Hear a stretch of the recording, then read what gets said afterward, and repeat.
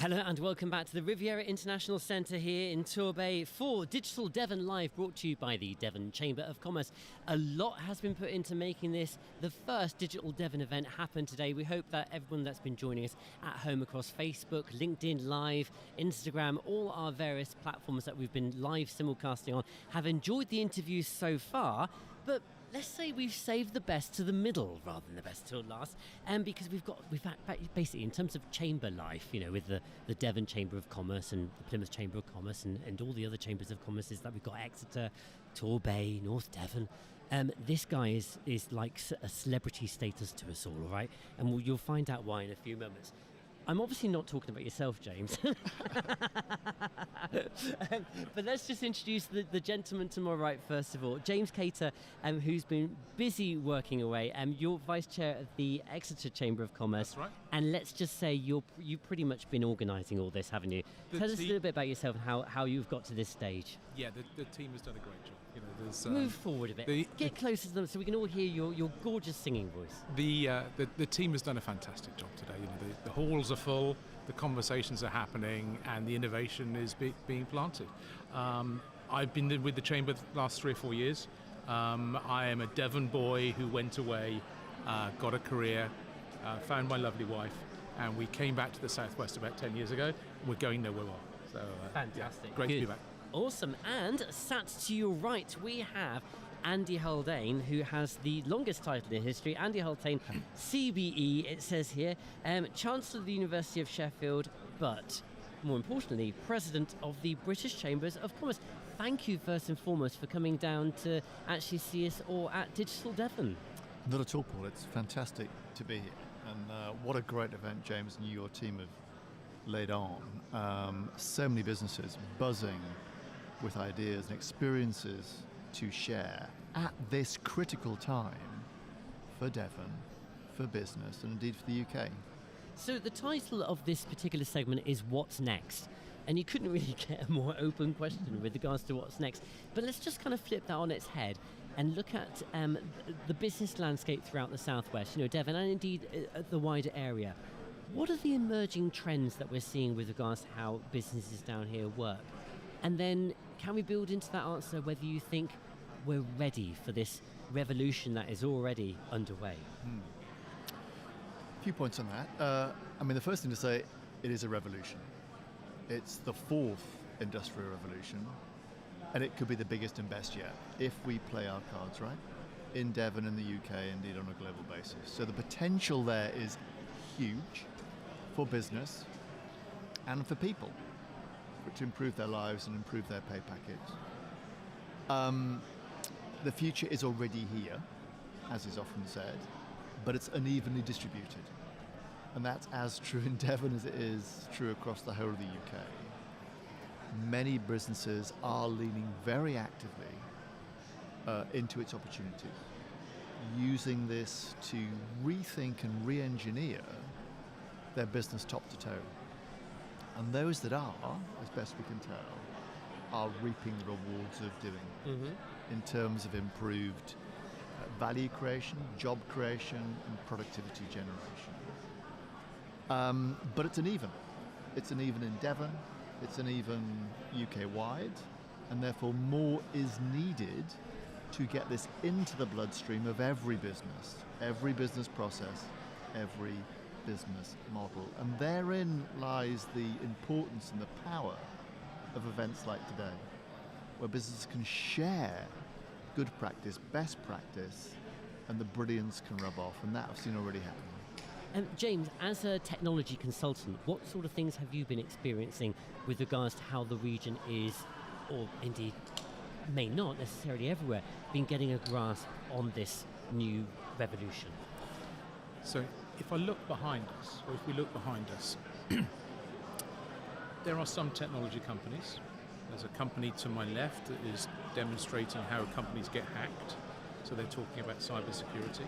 There's a company directly behind me who are thinkers and builders of AI solutions. But actually, they're the unusual ones, because this hall is filled with manufacturing companies, legal service providers, charities, engineering companies. And I think the reason why that's important is because what Andy and his peers have been talking about today is about how these tools, because AI is just another tool, can be used across all organisations. And in fact, the imperative is there for them to use those tools. I can remember about 40 years ago being told off at school for using a calculator because it was cheating. Sorry, this is where I jump in and say, surely not, James. I set them up, Paul knocks them down.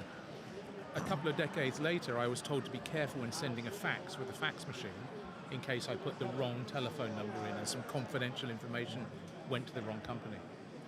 The opportunity for all of the businesses that are here today, and I think there's about 35 or 38 companies behind us, is to understand how they can use those tools that tend to be generic, but how those tools can answer the questions in their business. Whether they're a legal firm, whether they're a financial services firm, whether they are an AI company or a charity doing great things across the Southwest. This event is the start of a multi-year journey where we, the Devon Chamber and our partners, help them to understand how best to use those tools in their business. Andy, you travel the length and breadth of the entire country, and you communicate and engage with businesses across the board, industries across the board. Have you been able to identify a particular segment or industry area that's kind of transforming quicker than others? Well, I think some of the tools that are available are more easily applicable in some business environments than others. I think that is true. In areas of, for example, professional services. Yeah. It's easy to see how some of that can be taken into the air domain or agentic domain to cut away some of the human grunt and automation that otherwise has taken place. Other areas, which James mentioned, manufacturing, the service just is a bit more laggardly thus far. Lots of scope to catch up is the upside potential of that. So there is a sectoral pattern, but the truth is the large majority of sectors have some catching up to do to the tech frontier.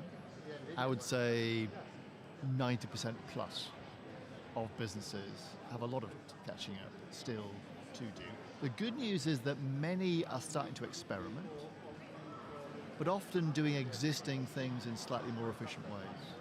The real great leaps forward productivity-wise and value creation-wise are when you're using AI to transform what you do, not just how you do it. And also the end game, the result, it's very different for businesses, well, for every single business, isn't it? Yeah. That might be efficiencies, that might be more creativity, that might be, improving the bottom line purely on a financial basis. The answer is very different to the question, and every business has got a different question to ask about AI. So how do you, when you're talking about policy, and when you're talking about the next steps at government levels, and at level like the stance that the BCC needs to take, you somehow got to be all things to all people still, haven't you? Well, I would put it. I'll put it like this: that of course, with any tool, technological or otherwise, that needs to be tailored in a bespoke fashion to the needs and values of the business in question. That is always true of every business. Nonetheless, having every business avail themselves of these are the available tools to then be made bespoke is crucial. And there's still much more work to be done, including through the Chamber, to have this be on the radar, the bloodstream of every business in Devon and beyond. I should say in Devon, the starting point is very positive. You have an incredible endowment of very highly innovative businesses here. Green tech, health tech, blue tech, defense tech. A real set of clusters of frontier businesses. If we can get what they are doing into much more of the body of the corporate sector in Devon and beyond were really cooking on gas. James, let's talk a bit more about Devon. We've got, as you mentioned earlier, quite a few businesses within the tech landscape under one roof. We've brought them all together. We're quite used to working together in Devon. We solve things through collaboration. That's obviously a key objective through Digital Devon. But tell us a bit more about the collaborative landscape for the region, not just with tech, but with other industries as well.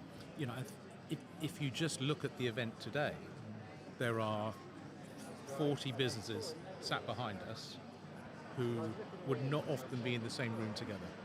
Some of them are competitors. Some of them were a little bit uncomfortable with coming into the same room, and that can make planning conversations, let's just say, interesting. But also, behind me there's one of the leading legal firms in the Southwest, is stood there next to one of the UK's largest, or not largest, but most innovative data science companies, right? They're back there talking about how that legal firm can understand those customers generationally. You know, it may start with probate, it may start at a different place in the legal life cycle, but they're back there talking about how company A can help company C understand their customers better, understand their customer life cycle better, but also drive profitable revenue, because these are all businesses. Yeah, even from a charity perspective, they're looking to attract funding to help people. Yeah, so collaboration is happening real time, a few meters behind us, and that's why Digital Devon is a multi-year program, so that we can drive that collaboration within Torquay, where we're sitting today, across great cities and towns across Devon, but also the wider Southwest as part of the National Chambers of Commerce Association. You give a really good example. I'm going to pass it over to Andy, actually, because AI there's inevitably a fear around AI. People think, oh, this means my job is going to go. But the very example that James has just given is about two firms collaborating, utilizing AI as the joining element, and better understanding the data that they've got at their fingertips. This isn't getting rid of people. This is making better use of this formerly unquantifiable thing that you've collected and learned all through your business's history to come up with new products, new services, and streamlined analysis of that data. So it's there are positives there, aren't there, Andy? Huge positives, as every previous industrial revolution would tell us. It leads to a potentially gigantic leap forward in the quality and the range of goods and services that are made available. And it also changes positively, not the quantum of work, but the nature of work. So will jobs change? Yes, but not in a binary way, not that most people won't end up losing their job, but the nature of their job will change. What it means to be a doctor will be different. What it means to be a teacher will be different. And I would hope and expect, not just different, but better, that some of the grunt, some of the automatable parts of that will be taken out and done by AI. And the distinctively, uniquely human aspects of the job will be even more important, and there'll be more time available for those uniquely, distinctly human aspects of work. And that is a great leap forward for jobs as well. Different sets of skills, somewhat different sets of skills, but ultimately higher skills means higher pay, and therefore better working conditions. So there are lots of fearfulness about jobs, and some jobs will be lost, because some jobs are always lost, but many more will be created. And for the vast majority of jobs, the job will still be there, but its nature will change, for the better. My next question is, what do you think the next 5 years will look like? I think we really can't actually answer that at the moment. So let's shorten the duration and say the next 2 or 3 years, gentlemen, with regards to tech, AI, its deployment, its utilization, how we work with it, how we learn to live with it, and deploy it. James. I had a revelation literally in the last 24 hours, okay?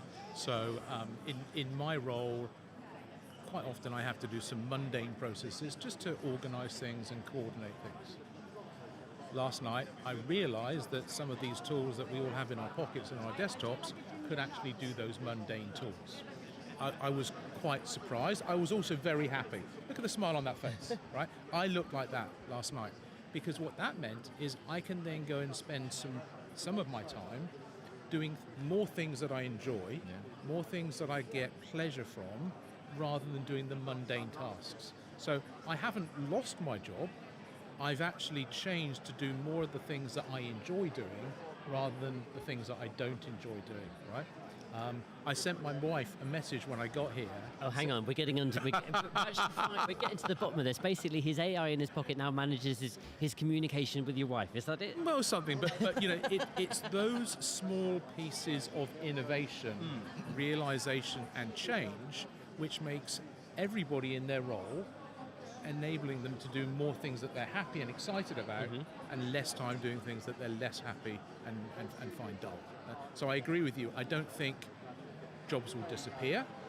Jobs will change for the better. Andy, what are your thoughts? Very much the same.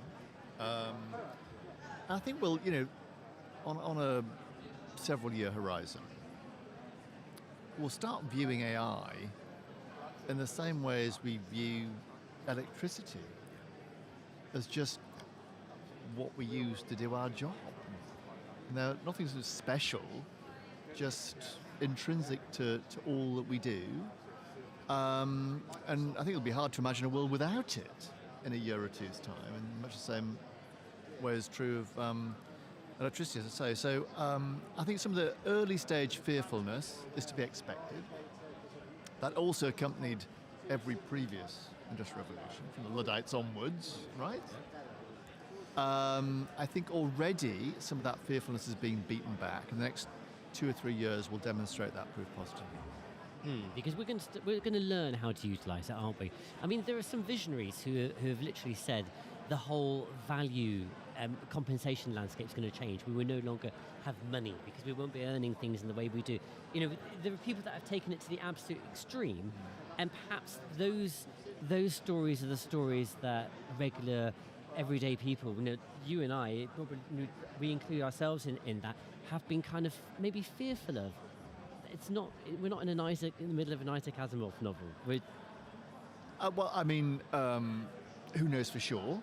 But that strikes me extraordinarily unlikely. I mean, 100 years ago, probably the most famous ever British economist, I'm an economist, John Maynard Keynes, predicted basically the end of work by this stage.